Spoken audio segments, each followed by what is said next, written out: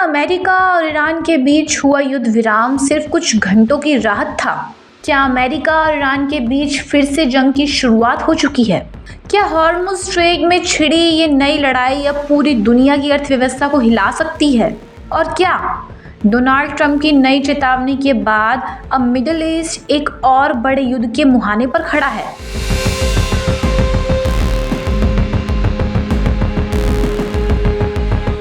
नमस्कार, आप देख रहे हैं डायनामाइट न्यूज़। अमेरिका और ईरान के बीच घोषित युद्ध विराम ज़्यादा लंबा नहीं टिक पाया। कुछ समय की शांति के बाद दोनों देशों ने एक बार फिर एक दूसरे पर सैन्य कार्रवाई शुरू कर दी है। पिछले 24 घंटों में एयर स्ट्राइक, मिसाइल, ड्रोन हमले और तेल टैंकर पर हमले की घटनाओं ने पूरे मिडल ईस्ट को फिर से तनाव के केंद्र में ला खड़ा किया है। सबसे पहले बात अमेरिका की।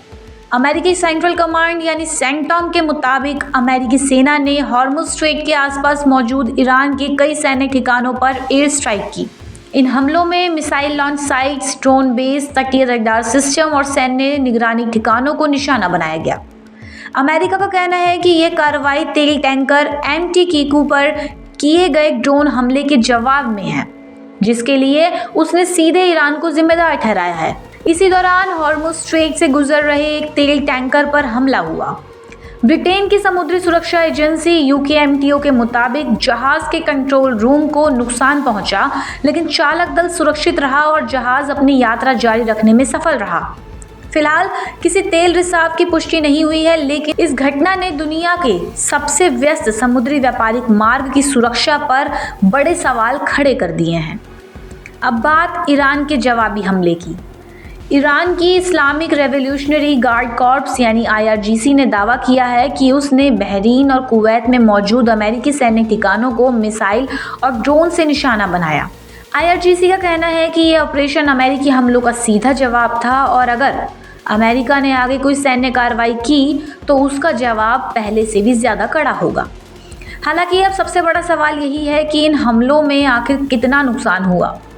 अब तक सामने आई आधिकारिक और स्वतंत्र रिपोर्टों के मुताबिक बहरीन और कुवैत में किसी बड़े सैन्य नुकसान या अमेरिकी सैनिकों के मारे जाने की पुष्टि नहीं हुई है।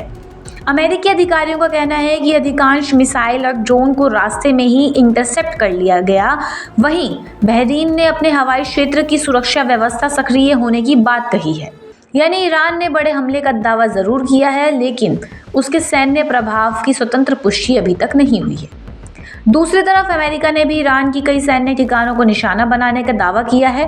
हालांकि ईरान ने अभी तक यह नहीं बताया है कि इन हमलों में उसके कितने सैनिक मारे गए और सैन्य ठिकानों को कितना नुकसान पहुंचा।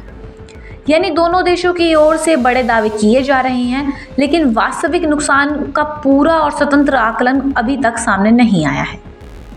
इसी बीच अमेरिकी राष्ट्रपति डोनाल्ड ट्रंप ने ईरान को बेहद सख्त चेतावनी दी।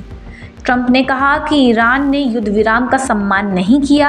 अगर ईरान अपनी आक्रामक गतिविधियां नहीं रोकता तो अमेरिका और भी कठोर कार्रवाई करेगा। अमेरिका ने यहाँ तक ये भी कहा कि अगर ईरान नहीं सुधरा तो उसका अस्तित्व भी खतरे में पड़ सकता है।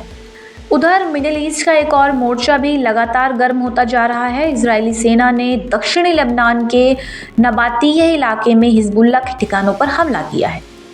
इजराइल का दावा है कि इस कार्रवाई में हिजबुल्लाह के कई लड़ाके मारे गए और एक रॉकेट लॉन्चर भी पूरी तरह नष्ट कर दिया गया। यानी अब तनाव सिर्फ अमेरिका और ईरान तक सीमित नहीं, बल्कि लेबनान का मोर्चा भी लगातार भड़क रहा है।